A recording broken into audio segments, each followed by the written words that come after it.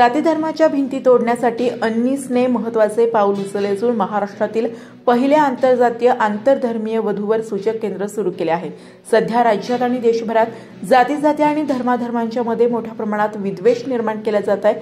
त्यामुळे जाती आणि धर्मांच्या पलीकडे जाऊन जोडीदार निवडण्याची इच्छा असलेल्या लोकांच्यासाठी असे जोडीदार शोधणे अत्यंत अवघड झाले आहे।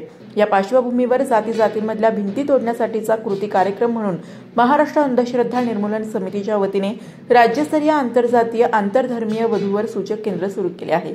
या केंद्रामध्ये आंतरजातीय आंतरधर्मीय विवाह स्वेच्छेने करणाऱ्या वधूवरांनी आणि पालकांनी आपली नाव नोंदणी करावी असे आवाहन या केंद्राचे राज्य समन्वयक शंकर कणसे आणि डॉक्टर ज्ञानदेव सरवदे यांनी केले आहे।